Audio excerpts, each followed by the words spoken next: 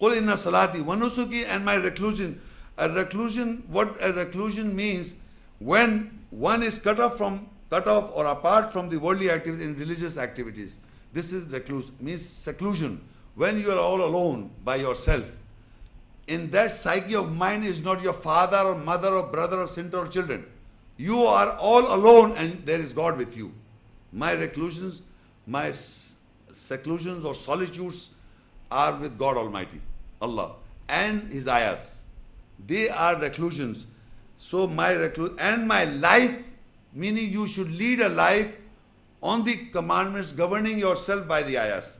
This is how my life becomes be for Allah. All I am relating is how these things becomes for Allah. If I do not govern my life and my death, I should know on what I should give my life. You see, people are ready to give their life on small petty matters, on their egos. Believe me, they are ready to die for it. But nobody is ready to die for Allah in the true sense. Because when you are alive, they can't believe and govern yourself. Because they want to influence other people by their egos, not by message of God. They want to influence other people by God, not by God's message, and governing themselves. So I have noticed the people are ready to die on their egos, their lust and desires. But they don't want to die for Allah in true sense by governing yourself. The moment you govern yourself by the ayat, this is your giving your life for Allah. Because Allah, inna Allah ashtara min al-mu'mina anfusahum wa amwalahum bi anna lahumul jannah. Allah purchases you. Once He purchases you, your life is not anymore your life. You are being sold to God. When Allah purchases your life, then your life becomes Allah's life. Allah is controlling your life. He says, do this and do that, and you just follow like a puppet. This is life for Allah, or death for Allah, or salah for Allah, and the reclusions for Allah. Otherwise, you are ready, you're trying that Allah should purchase my soul, purchase my soul. Allah is not interested because you are befooling yourself. He is not purchasing your life. He purchases only when you truly give your life. And then La Sharika Lah wa bidhalika umirtu wa ana awwalul muslimin. And there is no associate for Him, and I am ordered with it, and I am the first of the Muslim submitters. Believe me, you may memorize this ayat. And you must know this is how, if you believe and practice and get the essence of these ayahs, is truly guidance is coming to you from Allah. And you are asking this guidance every salah, every prayer. You are saying, Ihdina Sirat al-Mustaqim, guide us onto the straight path. Continuously you are saying 5 times a day in every prayer. And here Allah says, surely Allah is guiding you to a straight path, a deen, a judgment established, the religion of Ibrahim. And we have all discussed in a nutshell what was the religion of Ibrahim, peace be upon him. And I come to an end by just summarizing what you have heard. I have already delivered a separate lecture, what is the religion of Ibrahim, peace be upon him. This lecture was just based on one aspect of Ibrahim, peace be upon him, mentioned in the Quran. There are many aspects of Ibrahim, peace be upon him, mentioned in the Quranic ayahs. This aspect has to be dealt because people are in Pakistan, there are people who have slaughtered their children. Believe me. So what I'm saying, there are people who got this wrong concept that if you see a dream, they take it as literally. It is not literal in the Quran. It has to be interpreted. And once it's interpreted, we come to the Ibrahim al-Islam, and Ibrahim al-Islam saw a dream that he is slaughtering his son, and this son said, okay, whatever Allah orders you, I will give life for you. Whatever is commanded, I'm ready to have patience, and I'm ready to do that. So if you note what happens, with both of them, with Ibrahim al-Islam and Ismail al-Islam, Allah took a pact or a covenant that both of you purify my house for those who are going around, who are standing and bowing and prostrating. And then they pray to Allah that, oh our Lord, you establish us, make us Muslims and make a nation Muslims for you. You make us to establish Salah and make from our offspring, make people to establish Salah. Continues us and people, our offsprings and us. Continuously you will note they are asking for themselves and from their offsprings. So this is how you purify the house, because people who still today, who are standing, who are bowing and prostrating, still do not have the purification of the house in their minds. Still people are living in the same dark ages as we think that we have come out from the dark ages. We are still living in the same dark ages, that we don't have the true, correct concept of the house of Allah purified. We still have the 360 idols in the house, and we are standing and bowing and prostrating, going there. And we think we are already Muslims. We have to be Muslim in the nearness of Allah. As Allah said, Rabbana waj'alna muslimain laka wa min dhurriyatina ummatan muslimatan lak. Ibrahim Islam said, Oh our Lord, make both of us Muslims for you and a Muslim nation for you. You appoint, you make, not that we are going to make. By this I end my lecture, inshallah. Jazakallah, Brother Muhammad Sheikh. Now I open up the floor for question and answer session. It's a humble request that please ask your questions pertaining to the topic. I won't entertain any debates or long discussions. If you have any other questions which are not pertaining to the topic, you can take an appointment with our administration and we will be more than happy to entertain at that time. There is a roaming mic available in the hall. After taking the questions from the auditorium, we will take the questions from IIPC Talk video conferencing room, and we will encourage and request to those who are online to please come up to the mic and switch on your videos so that you could be recognized and ask your questions. One question at a time, and we will start with ladies first. If you have any questions, please go ahead. Assalamu alaikum. Welcome. Firstly, I would like to thank you for an exhorting lecture. My question is about Ibrahim, peace be upon him. As you said, he had only one wife. Was she Hajra, who went between Safa and Marwa? And I would like to ask you about the significance of Safa and Marwa as well. Okay, actually in the Quran, when I was discussing in the ayahs that she was standing and the good news was given to Ibrahim Islam's wife, the Quran does not give any names to any prophet's wives, including Ibrahim Islam or any prophet wife is not. No woman's name is mentioned except Maryam. In the Quran, the name is only Maryam, peace be upon her, name is mentioned, woman. Otherwise, so if you were thinking that Hajra or among the Hajra or Sarah, now whom to select? because the Quran speaks of one wife. So let us see what because in the concept is the people believe so-called that Sarah and Hajra run between these two mountains, Safa and Marwa. And because now all these people are following the Sunnah of Hajra. I don't know, Muhammad Sallallahu Alaihi Wasallam and all the prophets was when doing Safa Marwa was thinking about Hajra? I don't know. Because Quran says, Atiullah wa Atiur Rasul, obey Allah and follow the messenger. So now if you look Al-Baqarah 2 and ayah 158, Inna Safa wal Marwata min sha'airillah, faman hajjal bayta awir tamara, fala junaha alayhi an yattawafa bima, waman tatawwa khairan fa inna Allah shakirun alim. Surely Safa and Marwa are from the symbols of Allah. So whosoever perform Hajj pilgrimage to the house or Umrah visited, it is not a sin over him that he goes around them. And whosoever volunteers better, then surely Allah is He who is thankful knower. In the ayahs of Allah, Allah says, Safa, Inna Safa wal Marwata min sha'illah. So Safa and Marwa are the symbols of Allah. Faman hajjal bayt awitava. If you are for visiting there for Umrah or for Hajj, if you go around this Safa and Marwa, there is no sin in it. So this is enough. But why to bring Hajra in between? Why she came is again, if you go to the Bible, I will refer to, if you write down the reference, Genesis 16 and 15 verse. And Hagar bare Abram a son, and Abram called his son's name, which Hagar bare Ismael.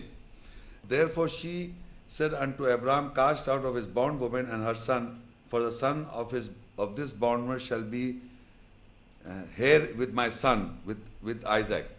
Now Sarah did not like this idea that Ishmael was born from the bondwoman.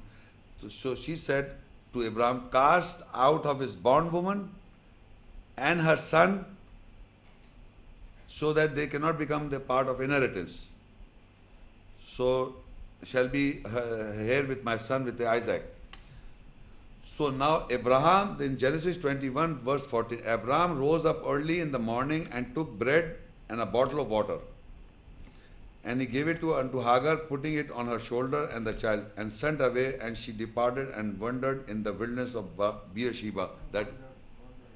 Wandered in the wilderness of Beersheba, that is referring to the desert. Now this bottle of water and Hagar and the son Ishmael, the small child, was sent away by Abraham in the Bible in the desert. And then that the story comes. So, but the Quran does not speak. Safa Marwa are the symbols of Allah. Then there is no sin if you do pilgrimage, if you go around. This is not the concept of the biblical. Everything has come from Bible.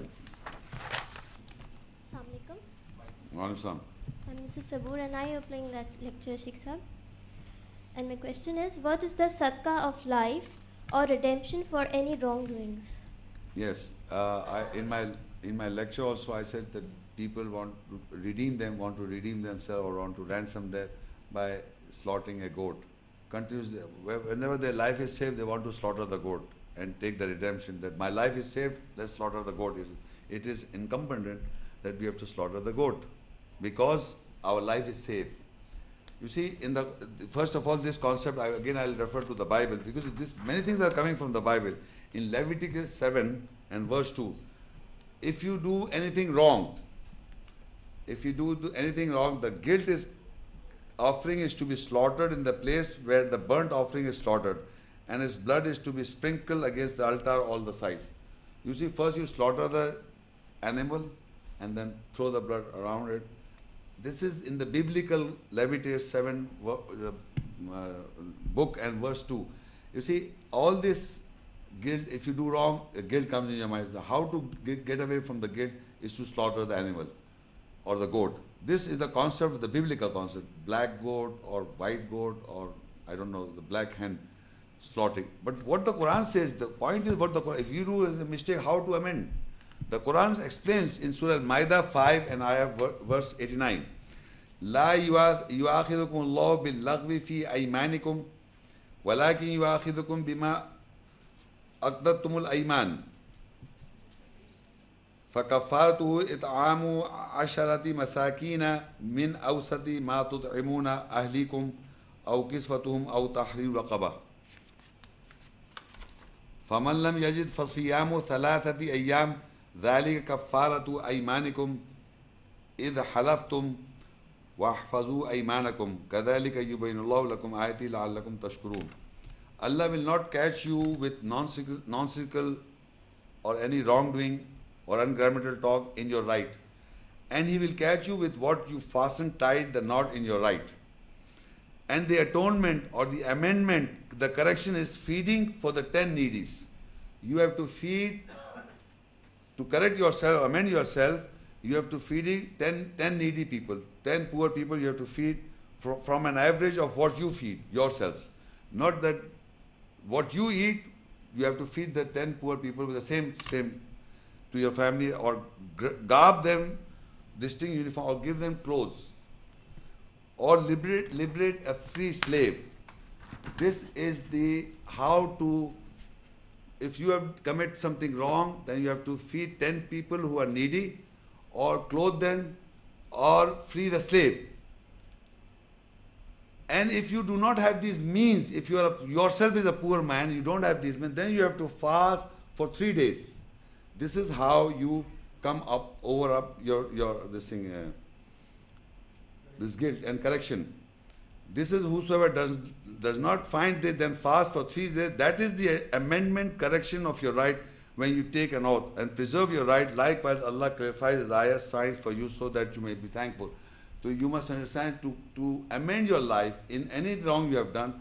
If you are a poor person, you don't have the means to spend on 10 needy people, then you fast for 3 days. Or if you're wealthy, if you find somewhere a person who is a bondman, then you have to free the slave, one slave. Or 10 needy people, clothe them also and give them food and nourishment. This is how. Then you give 10 needy. Yeah, there is no slave, but there are in the interior there are many slaves. If you go nowadays, there are many slaves. If you go to the interior of Sindh and Punjab, many slaves. Sheikh Sahab, if Ibrahim, peace be upon him, did not slaughter his son physically, then what is the significance of Qurbani, the slaughtering of cattle in Hajj and Eid al-Adha? Okay, in Hajj and Umrah, you see, first of all, not Umrah, in Hajj, when people go to Hajj in Mina, there is a place where you have to slaughter the cattle. But if you are not able to go there, or if you are staying here, then we slaughter animals in the rest part of the world. You have seen this is the Qurbani as famous as Qurbani. So this is mentioned in the Quran in a different aspect, not the way as the Bible says that the father was slaughtering the son and then the goat came or the ram came. The Quran says in a different way. It says وَأَتِمُّ الْحَجَّ وَالْعُمْرَةَ لِلَّهِ فَإِنْ أُحْصِرْتُمْ فَمَا اسْتَيْسَرَ مِنَ الْهَدْيِ وَلَا تَحْلِقُوا رُؤُوسَكُمْ حَتَّى يَبْلُغَ الْهَدْيُ الْمَحِلَّ فَمَنْ كَانَ مِنْكُمْ مَرِيضًا أَوْ بِأَذًى مِنْ رَأْسِهِ فَفِدْيَةٌ min siyamin aw sadaqin aw nusuk. Okay. And complete Hajj and Umrah for Allah.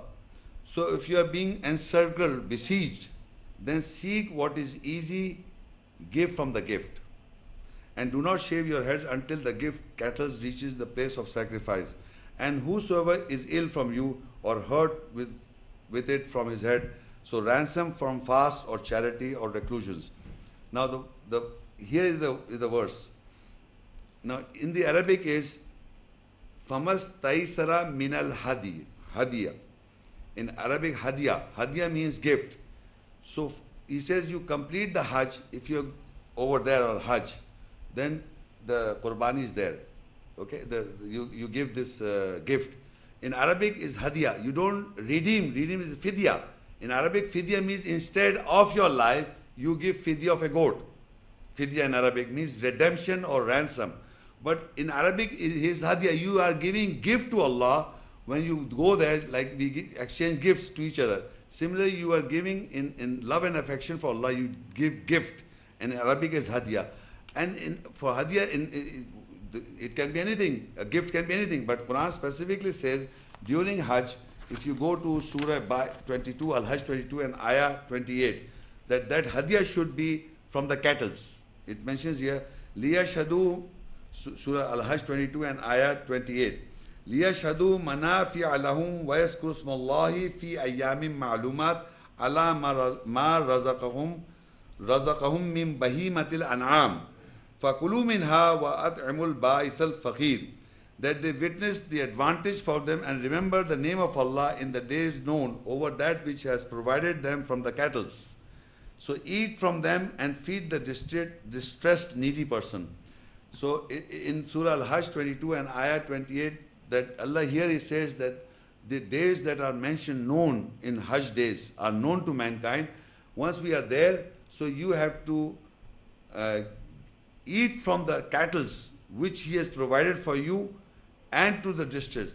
So if you are on Hajj, if you are there, then you give this gift to Allah, and these are from the cattle. And then this cattle's meat is stored, and throughout the poor countries, the Saudi governments send away. Similarly, if you do not go there, then you are here or any part of the world. If you do not, then it says, if you are, the ayah that I was reading, there's وَأَتِمُّ الْحَجَّ وَالْعُمْرَةَ لِلَّهِ, then complete the Hajj and Umrah for Allah. فَإِنْ أُحْصِرْتُمْ فَمَا اسْتَيْسَرَ مِنَ الْهَدْيِ. And if you are being encircled, besieged, then seek what is easy to give from the gift. If you are not able to go for Hajj, because you are besieged or you are not able to go on any different reason, which you know best, so you have to give gift here, what is easy for you. Then seek what is easy from you from the gift, and that should be from the cattle. So in the whole world, people who do not go for Hajj every year, the Quran does say you have to perform Hajj once. First of all, you must know this, the Quran does not say that you have to perform Hajj once. Every year, if you have the means, we have to go. And if you are not going because of certain reasons, we are besieged or we are encircled by our works or whatever, then you have to give a gift to Allah. What is easy from you? Either goat or a cow or a camel or a lamb, whatever is easy for you. This is what it says. And once you are there, I will just read that verse completely. فَإِذَا أَمِنْتُمْ فَمَنْ تَمَتَّعَ بِالْعُمْرَةِ إِلَى الْحَجِّ فَمَا اسْتَيْسَرَ مِنَ الْهَدِيِّ. So when you are in security, then whosoever participates, enjoyed with Umrah towards the Hajj, then seek what is easy from the gifts, and that is our cattle. So we give hadiyah of cattle from the cattle, whatever is easy.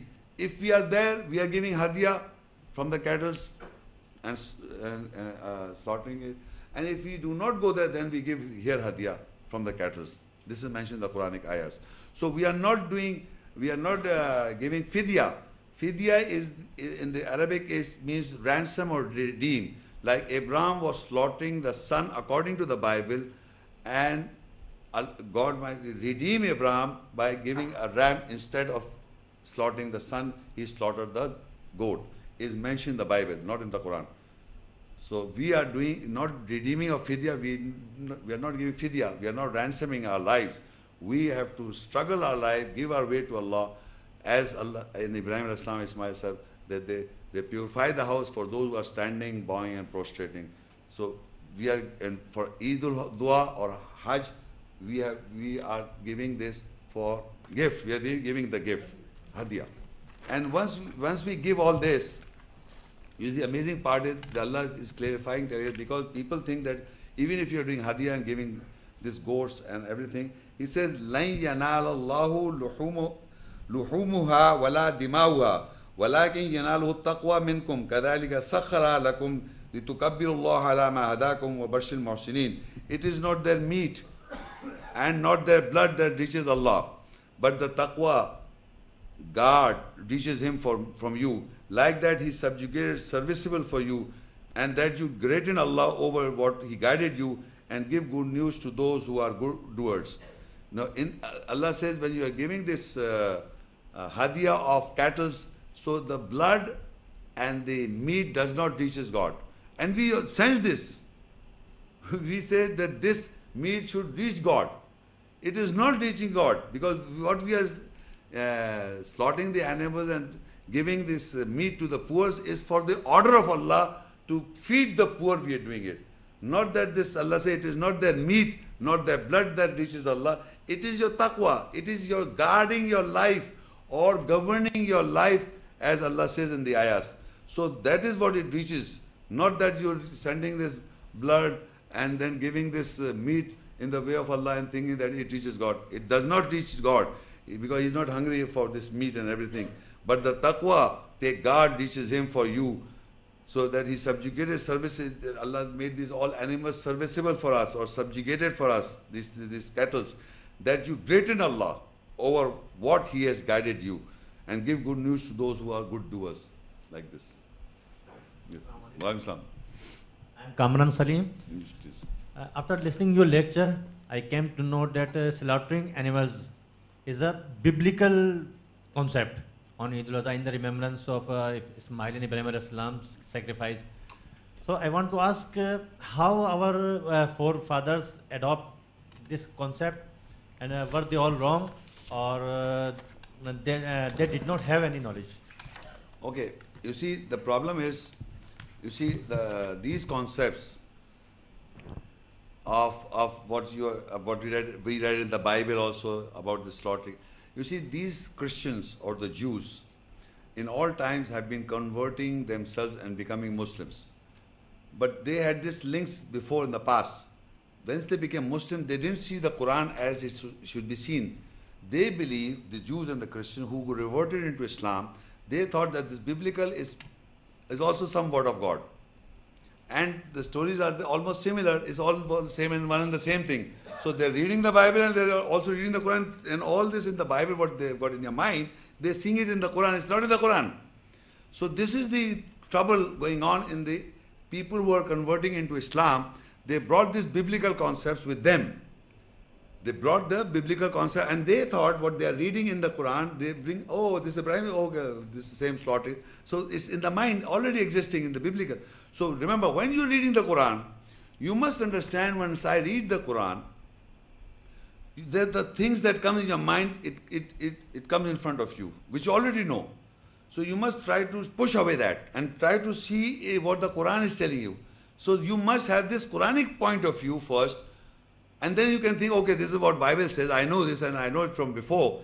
But the problem is people, they got the concept of what Bible says and they put it in the Quran and think this also Quran is saying the same thing. It's not saying the same thing at all.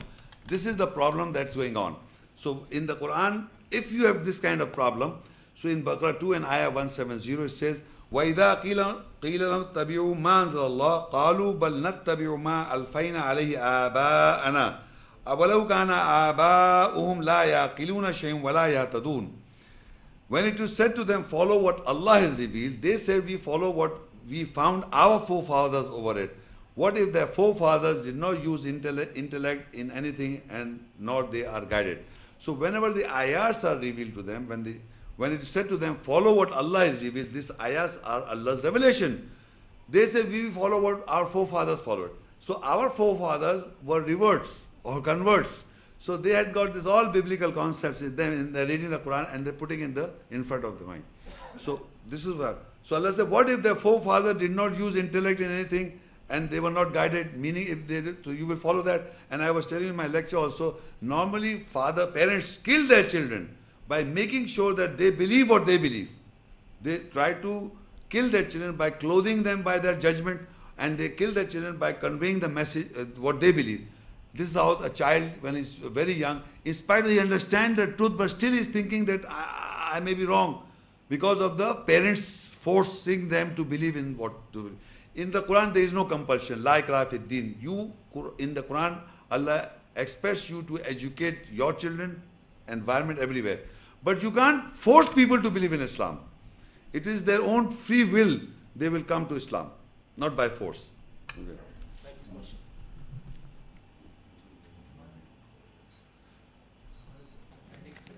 This concludes today's session. Assalamu alaikum wa rahmatullahi wa barakatuh.